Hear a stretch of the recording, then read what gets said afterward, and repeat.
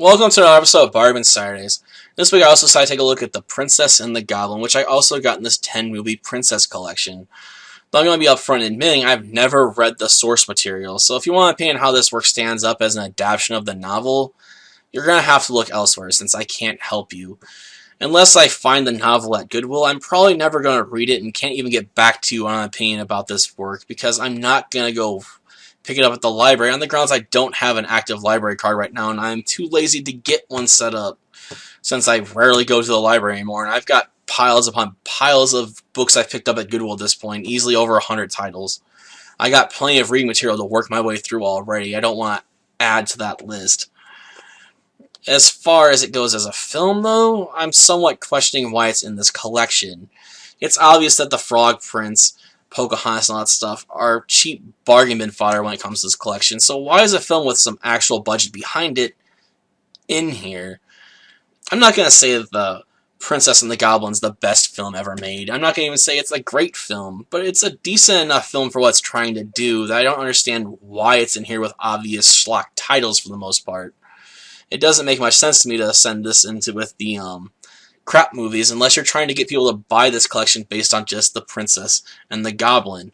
On the grounds that that's a somewhat decent film, so for $5 you got at least one good film, and then you got 9 films that aren't so good. You're just going to have to hope you can find something in those films that you can laugh at ironically rather than because they're quality entertainment. It's a bit of an odd world, I suppose. Maybe that was the reasoning. As far as the film itself goes, I have some issues with it. For one thing, I don't understand why the Queen of the Goblins is the only one that wears shoes. It's obvious rather quickly that the biggest weakness the goblins have is that their feet are soft, and therefore if you smash their feet, it does hurt them and causes them to hop around in pain and agony. So why is the Queen the only one that wears shoes? I mean, from a political perspective, I can somewhat already guess. It's because if she wears shoes, she doesn't have a vulnerable weak spot, and she can easily keep all her forces in line. No one's going to challenge her because she's the only one that has a protected vulnerable spot. On the other hand, it doesn't make any sense not to give her forces shoes as well, because they're about to invade the human world, and leaving your forces with an easily exploitable weakness is pretty darn stupid. This also hurts the villains as well, because if they're dumb, why should I be really intimidated by them at all? I mean, sure, they're gross, nasty looking, and they're menacingly trying to be evil, but when they're shown as being sneezing idiots, they don't really work. Maybe a younger child would be terrified of these goblins, but to me, they're sort of just a joke. Like, you never thought they were going to win because they're so obviously incompetent. It's just something that can really hurt the film when you start to think about it. Sure, the Queen probably has her reasons, like I said, but without the film coming out and explaining it directly, we're just left with the assumption that the Queen was too stupid to give them shoes. Instead of she didn't give them shoes because she wanted to keep an edge on them in order to keep them in line. Maybe it was meant to be implied, but don't make the audience assume things. They might make up rather crazy assertions that are based on nothing but the flimsiest of justifications. Just look at some of the Mass Effect theories and stuff out there. It can get really crazy really quick, or coma theory in Pokemon and stuff like that, or how Rugrats is all made up in Angelica's head because of various reasons. It's not real at all. All the babies are basically dead and don't really exist. It's all in her imagination.